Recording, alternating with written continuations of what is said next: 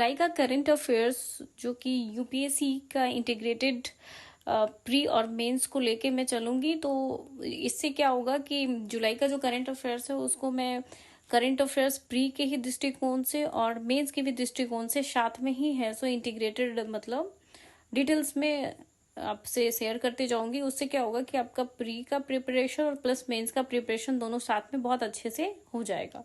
तो चलिए हम लोग स्टार्ट करते हैं। तो अभी जो राज्यपालों की नियुक्ति, अभी जो जो राज्यपालों की नियुक्ति हुई है, अभी जो जुलाई मंथ्स में जहां जहां के राज्यपाल की नियुक्तियां हुई हैं, तो उनके बारे में आते हैं डिटेल्स।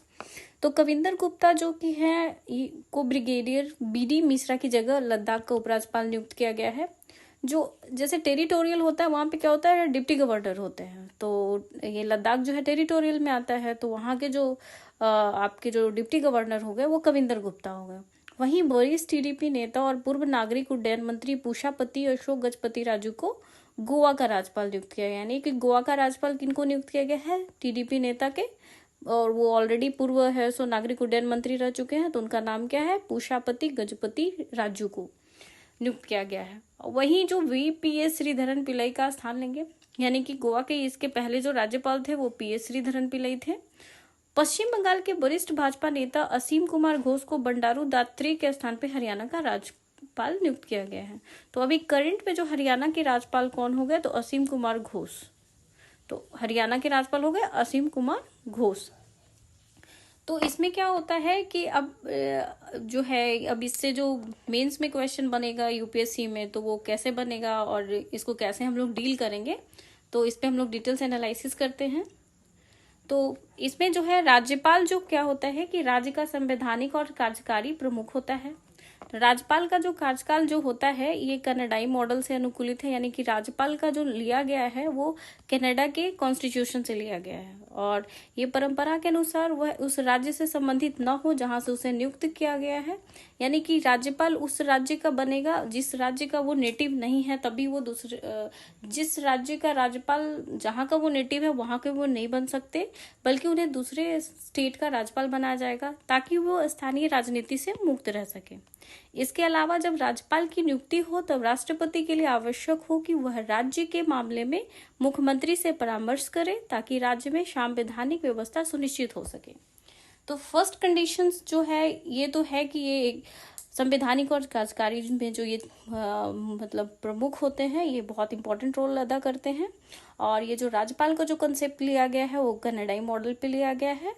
और जनरली जो अपॉइंटमेंट होता है गवर्नर का, वो जो गवर्नर बनाए जाते हैं वो सेम स्टेट के नहीं बनाए जाते हैं। ये वो इसलिए नहीं बनाए जाते हैं कि ताकि जो लोकल जो पॉलिटिकल है उसमें इन्वॉल्वमेंट ना हो, इसलिए उन्हें ऐसा डिफरेंट स्टेट का राज्यपाल को डिफरेंट सेम जगह का नहीं बनाया जाता। राज्यपाल ना तो जनता द्वारा सीधे चुना जाता है, ना ही अप्रत्यक्ष रूप से राष्ट्रपति की तरह संवैधानिक प्रक्रिया के तहत उसका निर्वाचन होता है। यानी कि ये जो है ना अप्रत्यक्ष रूप से राष्ट्रपति की तरह संवैधानिक प्रक्रिया की तरह निर्वाचन होता है, ऐसा नहीं होता है। राज्यपाल की सीधे नियुक्ति जो होता है राष्ट्रपति के मुहर लगे आज्ञा पत्र के माध्यम से होता है। अब राष्ट्रपति की इच्छा पर पद धारण करता और राष्ट्रपति द्वारा किसी भी समय हटाया जा सकता है। यानी कुल मिला के कहेंगे कि राष्ट्रपति जिसे चाहे उसे है सो गवर्नर बना सकते हैं और जब चाहे जब उसको गवर्नर की पोस्ट से हटा सकते हैं। तो फुल्ली जो पावर जो है राज्यपाल बनाने की वो राष्ट्रपति के ही पास है। अब जो है इसके जो पॉलिटी में जो इम्पोर्टेंस है, तो इसका जो है कार्यकाल कितने टाइम का होता है, तो राज्यपाल का जो ड्यूरेशन होता है 5 years का होता है। परंतु राष्ट्रपति के प्रसाद पात्र धारण करता, अर्थात कभी भी राष्ट्रपति प्रधानमंत्री के अध्यक्षता वाले मंत्रिपरिषद की सलाह पर मतलब हटा सकता है, नॉट हत्या नहीं, हटा सकता है, यहाँ होना चाहिए हटा सकता है। न्यायालय द्वारा असंवैधानिक और दुर्भावनापूर्ण करार दिए जाने पर त्यागपत्र दिए जाने पर अब जो है उत्तरदायित्व क्या है, तो मुख्यमंत्री, उच्च न्यायालय की शपथ तथा अन्य जिला न्यायालय, राज्य लोक सेवा आयोग, अन्य आयोग के अध्यक्ष के रूप में नियुक्ति होती है। राज्य के विश्वविद्यालयों के ये पदेन कुलाधिपति होता है। राज्यपाल जो होता है वो राज्य के विश्वविद्यालयों के पदेन कुलाधिपति होते हैं। अब राष्ट्रपति गवर्नर बनने के लिए जो है, राष्ट्रपति नहीं, गवर्नर मतलब राज्यपाल बनने के लिए जो क्या क्या कंडीशन होने चाहिए, तो क्या कंडीशन होने चाहिए, तो पहले तो वो भारत का नागरिक होना चाहिए। उसने 35 ईयर्स आयु है सो कंप्लीट कर लेना हो मतलब मिनिमम 35 ईयर्स का होना चाहिए। वह ना तो संसद सदस्य हो ना ही विधानमंडल का सदस्य हो, मतलब वो संसद की सदस्यता ना ही हो उनके पास हो और ना ही विधानमंडल की सदस्यता हो। वह लाभ का कोई पद धारण ना करता हो। तो ये जो है जो राज्यपाल बनने की जो कंडीशन है उसमें यही है कि वो भारत का नागरिक होना चाहिए, 35 ईयर्स का आयु कंप्लीट कर लेना चाहिए, किसी भी सदन का सदस्य नहीं होना चाहिए और लाभ के कोई पद पे ना हो। आर्टिकल जो 161 है वो राज्यपाल को क्षमादान की पावर बता देता है, यानी कि अगर राज्यपाल चाहे तो आर्टिकल 161 का यूज करके किसी को भी क्षमा कर सकता है। अनुच्छेद 164 है मुख्यमंत्री एवं वन मंत्रियों की नियुक्ति करता है, जैसे जो भी मुख्यमंत्री जो भी गवर्नमेंट बनती है स्टेट में तो उसको नियुक्ति जो है करवाते हैं राज्यपाल ही करवाते हैं। किस आर्टिकल के तहत? तो 164 के तहत। और फिर आर्टिकल 176 के तहत राज्यपाल द्वारा विशेष संबोधन होता है, मतलब आर्टिकल 176 के तहत जो क्या होगा कि राज्यपाल जो है विशेष संबोधन करते हैं। और 200 जो कि वेरी वेरी इंपॉर्टेंट है, बहुत बार क्वेश्चंस आ चुके हैं इससे, state PCS, all PCS, UPSC में भी आ चुके हैं। तो विधेयक की अनुमति या रोक, जो कि सबसे कंट्रोवर्शियल इश्यू होता है क्योंकि इसमें बहुत सारी बातें उठती है कि जैसे सेंट्रल गवर्नमेंट में जिसकी भी शासन होती है तो वो अपने मतलब उनकी इन्फ्लुएंस के तहत ही है सो राज्यपाल बनाया जाता है। तो बहुत सारे जो सेंट्रल गवर्नमेंट के विरुद्ध जो भी विधेयक होता है तो उसको रोकने का जो है कहीं ना कहीं बातें होती है, तो इससे है सो ये बहुत कंट्रोवर्शियल ये आर्टिकल है। तो 200 जो कि है विधेयक को अनुमति या रोक है।